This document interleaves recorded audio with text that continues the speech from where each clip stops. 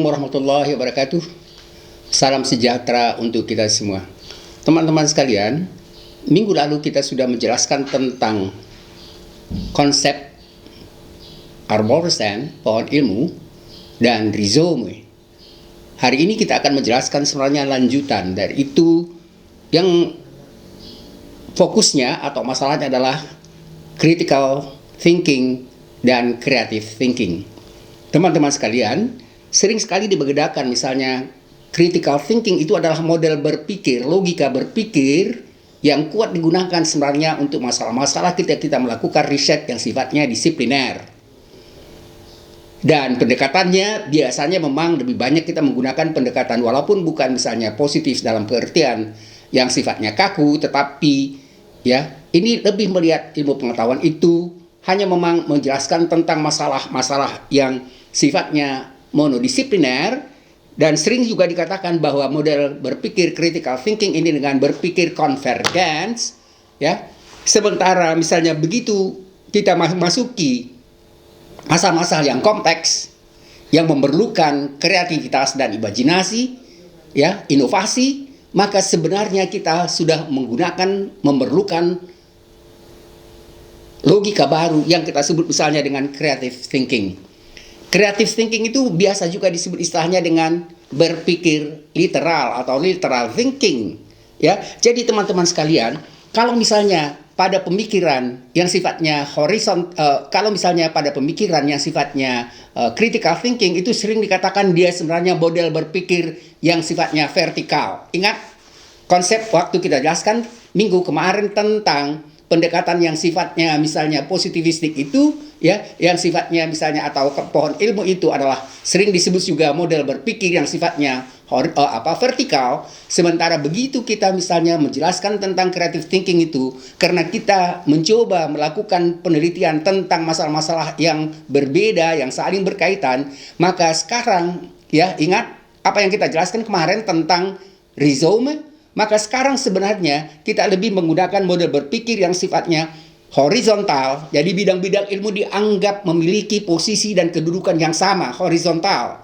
Jadi kalau misalnya kita lihat jaringan ya yang muncul itu misalnya sebagai contohnya minggu kemarin kita katakan ubi jalar, maka batang-batang satu sama lain itu saling berkaitan, tumpang tindih, tetapi mereka bergerak secara horizontal dan menyebar ke semua arah. Gambaran ini sebenarnya yang kita coba jelaskan secara dengan pendekatan yang sifatnya tadi pendekatan dalam ilmu botani yang kita sebut tadi dengan pendekatan rhizome, menyebar. Teman-teman sekalian, jadi OECD ya, ini organisasi ekonomi beberapa negara, belasan negara yang menyatakan bahwa sebenarnya model berpikir creative thinking ini mereka sebut sebagai model berpikir abad 21. Mengapa model berpikir abad 21? Karena sekarang masalah yang kita hadapi berbeda, kemudian mengatasinya berbeda, memerlukan kerjasama dan berbagai macam hal yang nanti kita coba jelaskan. Itu ada 15 poin yang membedakan sebenarnya antara apa yang kita sebut tadi dengan critical thinking itu dengan creative thinking. Teman-teman sekalian, Einstein misalnya mencoba, ini sangat terpengaruh sebenarnya dengan pemikiran Einstein dan tokoh-tokoh fisika kuantum.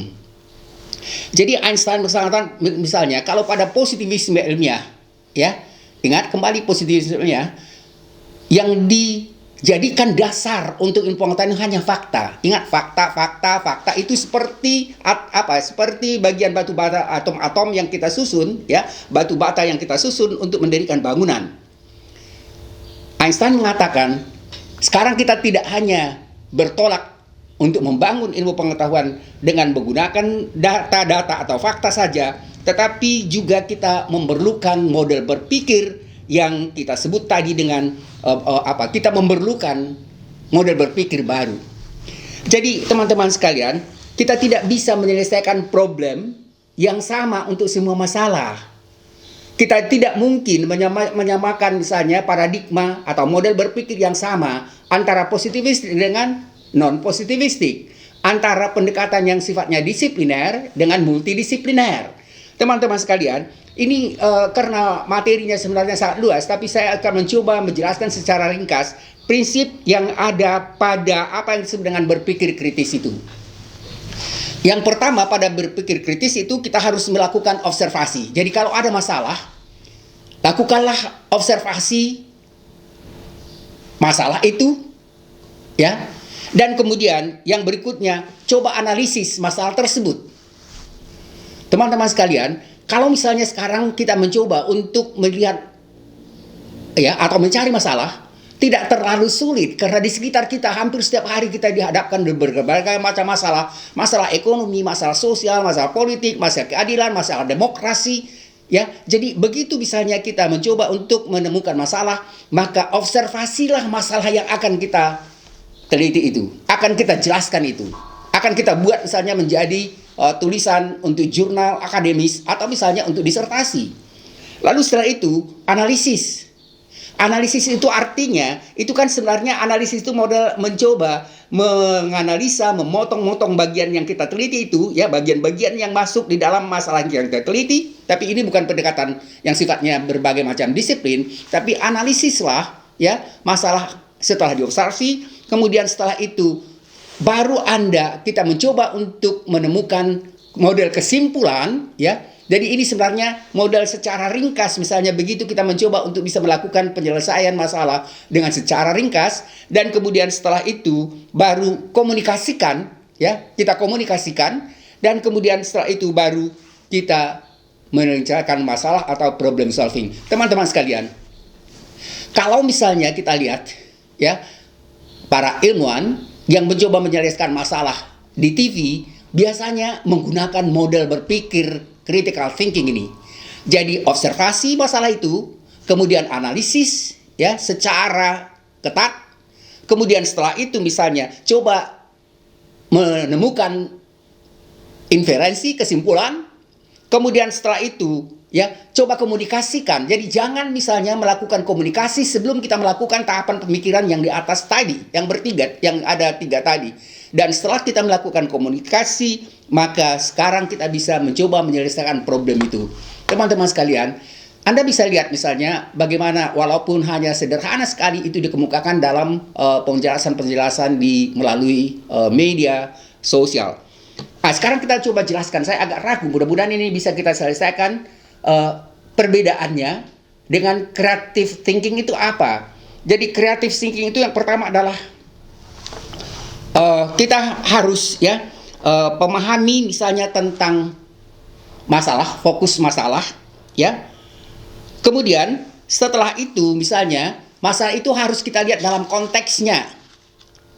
Jadi sekarang kita mencoba menyelesaikan masalah misalnya tentang masalah, katakanlah misalnya tentang masalah ketidakadilan, kemudian ketidakadilan dalam pengertian di sini kita lihat dalam konteks sekarang. Dan kemudian apa saja yang berkaitan dengan konteks keadilan itu? Konteks itu sebenarnya untuk melihat kompleksitas problem. Tadi kita katakan kalau misalnya pada era pemikiran critical thinking itu hanya membicarakan tentang masalah yang tidak kompleks, yang monodisipliner. Kita sekarang memasuki, ya, masalah atau ontologi dalam filsafat, ontologi realitas kompleks yang akan kita teliti. Kemudian setelah itu kita masih menggunakan sebenarnya model critical thinking dalam pengertian kita mencoba untuk menganalisis masalah itu. Tadi kita katakan kita mencoba menjelaskan misalnya tentang masalah keadilan. Kemudian masalah keadilan ini kita lihat misalnya keadilan dalam ekonomi, keadilan dalam pengadilan, keadilan dalam berbagai macam hal, ya. Lalu setelah kita analisis itu, kemudian kita melakukan, ya, berusaha untuk kreatif, ya. Jadi ingat tadi kita tidak terfokus, tapi misalnya kita mencoba untuk bisa secara kreatif melihat saling keterkaitan antara satu masalah dengan masalah yang lainnya, ya. Dan kemudian karena kita sekarang tidak menyelesaikan masalah itu sendiri, tapi mungkin misalnya dengan tim, maka kita harus bisa melakukan, ya, apa yang kita sebut dengan management people, atau apa yang kita sebut dengan people management. Apalagi kalau misalnya Anda sebagai ketua dari tim yang mencoba menyelesaikan masalah riset atau misalnya masalah itu.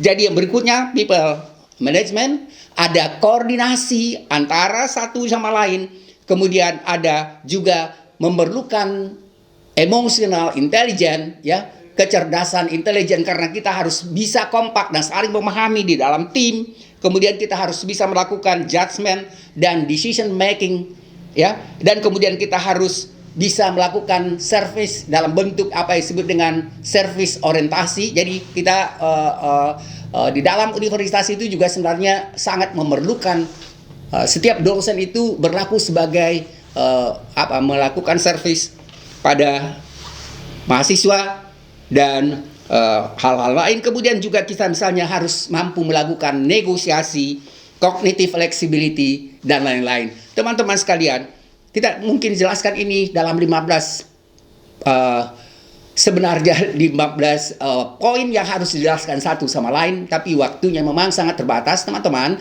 Nanti akan kita jelaskan ini sebenarnya pada perkuliahan secara utuh, dan ini hanya model pengantar untuk teman-teman sekalian yang mengambil program doktor pada kajian strategi global Universitas Indonesia ini. Teman-teman sekalian, terima kasih atas perhatiannya. Minggu depan kita justru sudah melangkah lagi sebenarnya pada pendekatannya sifatnya multidisipliner, dan ini adalah penerapan perkuliahan kita, terutama sekali setelah apa yang kita sebut tadi awalnya, ya, kuliah kita 3 minggu yang lalu tentang postmodern theory, era informasi, kemudian critical thinking, dan riset multi dan cross disipliner. Minggu depan akan kita jelaskan itu, dan terima kasih atas perhatian saudara-saudara. Dan ada baiknya Anda sebenarnya seperti saya jelaskan pada awal, ada baiknya ketika santai di rumah, coba Anda telusuri internet yang berkaitan dengan apa-apa yang kita bahas pada perkuliahan. Terima kasih. Assalamualaikum warahmatullahi wabarakatuh.